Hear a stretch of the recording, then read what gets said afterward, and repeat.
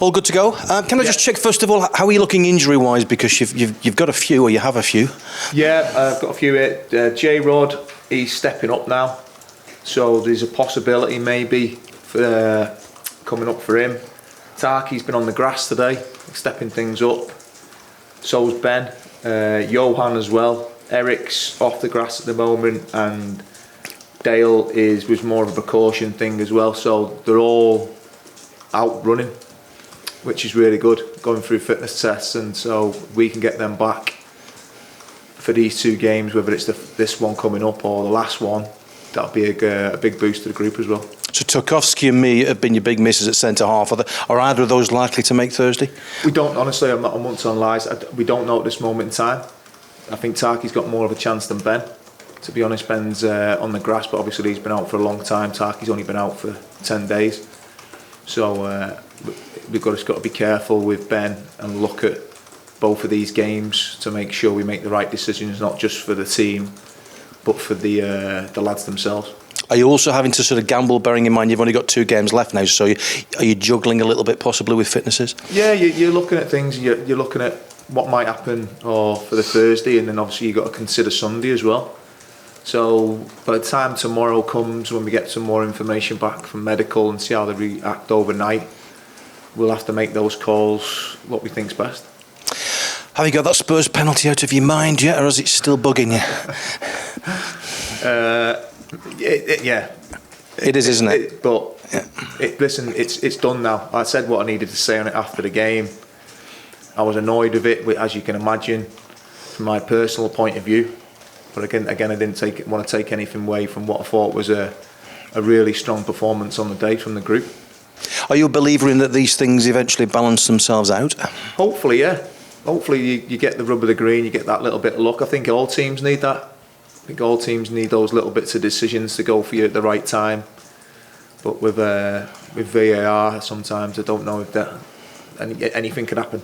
Anything can happen. How much would you hope that a VAR contentious decision doesn't come into either of your last 2 games, in fact anybody's final games, because that would be a horrible way to finish the season, wouldn't it? Yeah, you don't want anything to be decided on one of them, to be honest. You just want it decided on 2 groups of guys going for it and playing the game in the right way.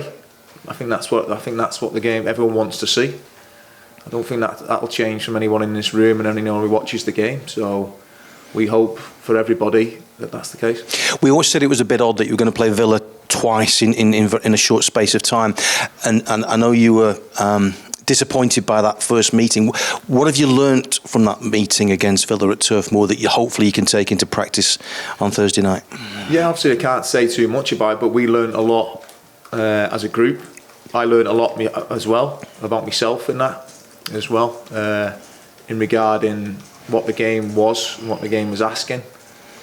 So we know that now. We knew that on the day, but you learn these little things afterwards. Sometimes in the moment they don't go the way you want them to go. You pick the bones out of it as always, but there's things that we knew we could have done better on the day, and but we still created chances on the day. So take the good out of what we did on that day, but be a bit more wary in what we're doing as well. We're at that stage now where Everton are playing at the same time as you on Thursday, and then everybody's playing at the same time on Sunday. Are you getting ready to be made aware of how other games are going? Will it get to that stage at some point? Yeah, I think that'll be more on the Sunday, I would have thought. I think that'll be more on the Sunday. You'll have an awareness obviously on the Thursday as well. We'll keep an eye on stuff, but I think at this moment in time the full focus will be on the performance on Thursday. Is it getting to the stage now where superstitions come into play? Are you a superstitious guy? No, we were speaking. Funny enough, we were speaking about that with Simon, the psychologist guy, today about that. So you could say, well, I'll put a pair of socks on, and then we won 3 games, and then you put them on again, and then you lose against Villa. So it doesn't mean anything, does it? Really? You know, I think if you go too far around that line, I think you're looking for things that's not going to have an influence on the game. What pair of socks or what shoes you got on. And what about the players? Are you aware of any of the players who got those superstitions? You probably have. Over time, my experience, you develop routines as a player that suit you. It keeps you focused, keeps you calm. I've seen some bizarre ones over the years, so it's usually goalkeepers that I find. They're the most ones that a little bit picky and all that. But no, nothing that I'm aware of. And I know calm and focus are very easy to talk about, but I mean, this pressure's building, isn't it? I mean, how much are you aware of that? How much are the players aware of that? Much more difficult is it this week to keep calm and focused than it was last week? I think we've tried to approach it. We've spoke about that as a group. I think it's always best to speak as a group about that. And we found our best performances come when we just, like you're just saying, focus on what's actually needed in the game. You're attacking the moments. When I look into that Spurs game and I look into the other 4 games before that, maybe not so much on the Villa game, I can see them focusing, I can see them attacking the next thing in the game. And I think that allows you to move from moment to moment and be calm in what you were. You only have to look at the Tottenham game, the Watford game. The other day they come in the dressing room and had a blow on half time. They're in the dressing room at half time and the comments aren't head down, it's like, right, it's gone now. Can't do nothing about that. Disappointed, reset. And this was them as a group before I'd even spoke to them. They're saying it themselves and they come out then and attack the next half. Similar to what they did at Watford, so that's a good sign for the group. And at the end of the day, when you sit back and reflect and everybody looks at the permutations and goes crazy a little bit trying to work it all out, do you just sit there and think slightly more comfortable that it's still in your own hands? Yeah, it is. We can't lie about that. We know if we get a certain amount of points from these 2 games, then it is in our hands. We know that. But again, don't look too far ahead. This group works better when it just focuses in the now, playing the now. And that's the way we've always tried to approach it. And we've stayed on that. Mentally, they're in a good place because of that. You know, the whole group, it's even like Vids today. Vids has come in today on a set of crutches. Ashley Westwood's, everybody in the whole place is trying to do the bit. And for them to see the mate coming in, hobbling around, everyone's all in on it. That's a big strength. The mentality of it, even the physicality of it, the running that they're doing, we get the stats on it. That's driven by their mentality at this moment in time. They're used to working hard. They're putting themselves in them positions out of the comfort zone. And they're operating in that. And once you do, the more you do that, you live in that. You're used to living in them uncomfortable conditions. And you get used to it. And again, your performance levels stay. And how are you? Because it must be draining. A lot of the fans are finding it really draining, not knowing what's going to happen this week. How are you managing? I'm all right.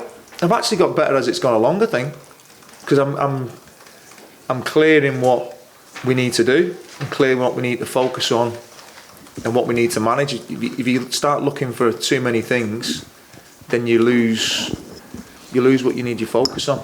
So it's just about streamlining everything which we've done. Keep it simple, but there's really things that you have to get right. And if we know them as a group and we're clear as a staff, then it keeps you in a good place. Thank you. No problem. Hi, Mike. Can I just ask you about Wout Weghorst, who we've just been talking to? You left him on the bench at the weekend, and he admits that he struggled to get the goals. Are you disappointed with his return? No, not disappointed with him at all. My thought on Wout is he's new to the Premier League. I think he's still finding his way, like a lot of people who come on from overseas come to the Premier League, and he's got high standards himself, and he probably beats himself up a little bit too much. But he's made a really good contribution. All right, the goals haven't come which he would like every striker. I think every striker goes through that, but he'll find a way out of it. We're working with him, we're speaking to him.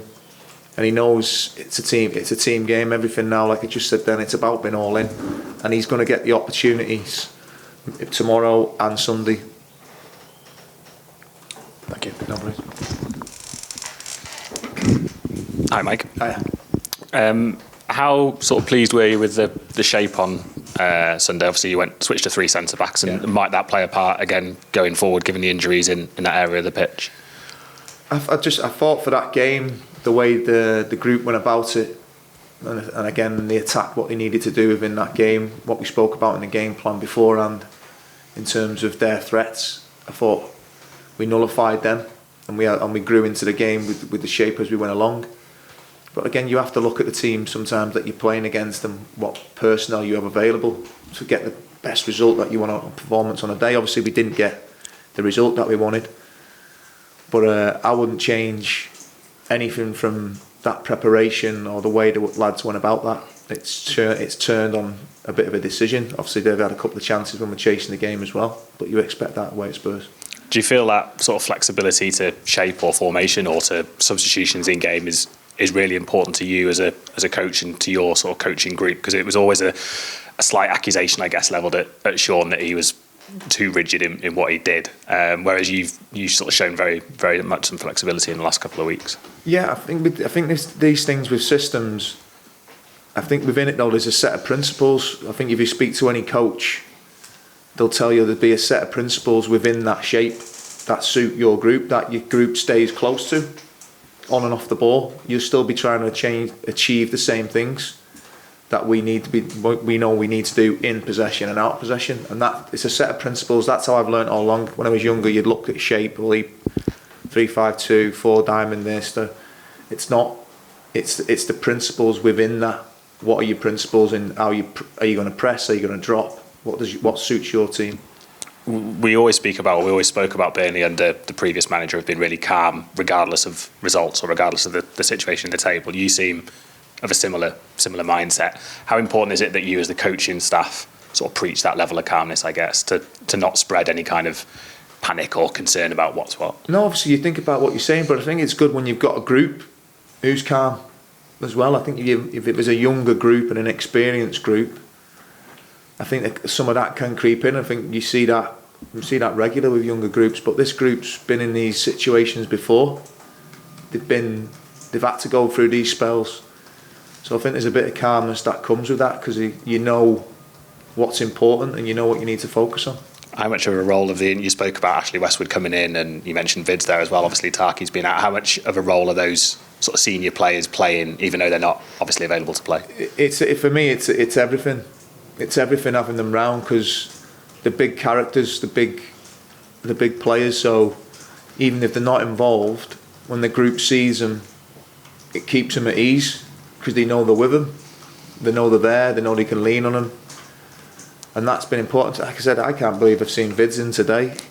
You know, he's hobbling around on his crutches, but he wants to be here. Same with Ash. Everyone's just, they know how important it is. Let's not lie, they know, and they're doing everything they can to support the mates. That's what they're doing. Has that been their decision? So if you haven't sort of said, no, I've not said to them they need to come in at all. They're coming in. West, he's in the gym, sweating. He looks in unbelievable nick already. You know, just the type of character he is. That can only rub off on your mates if they see that's happening. It's good to see. Just last one from me on Vids. Obviously, he's now facing 6 months maybe out injured. Yeah. He's out of contract. Yeah. Are you going to perhaps try and support him where you can, regardless of whether he ends up signing here again? Is he sort of always going to be welcome to come in and support him on his injury return? All that will be going on in the background regarding contracts and Vids, but this club doesn't work any other way but like that. And for me personally, I think that's how it should be.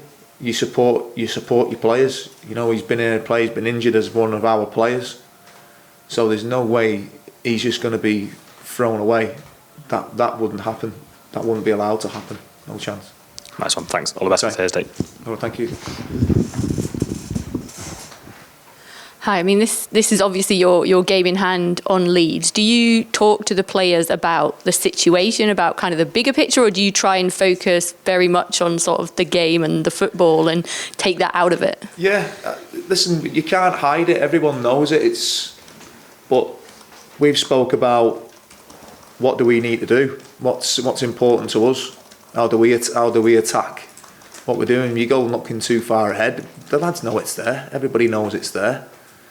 But like I said, we're at our best if we just keep that focus on what we're doing now. I know it sounds a bit boring, but you've got to do that. It keeps you on task. It keeps you on task. It keeps you where you need to be. Play now, not what's going to happen or what's happened before.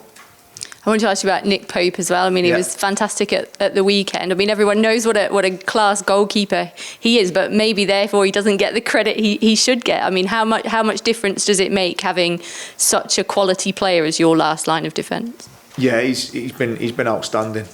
He's been outstanding, but I think he's been like that for a long time. But I think I've seen improvements in quite a few of the players as well. You're looking at Nathan Collins as well, but Popey, again, it doesn't surprise me the hard work he puts in. And I think you get to a stage at the level he is, don't forget he's in the England squad as well, where I think that's expected of him. And I think he expects that of the standards of himself. That's what the top players have. They have this belief and they work at these levels and they try and keep pushing themselves all the time, and he does that. But he's been terrific. He's a top goalkeeper. Very good. Okay, thanks.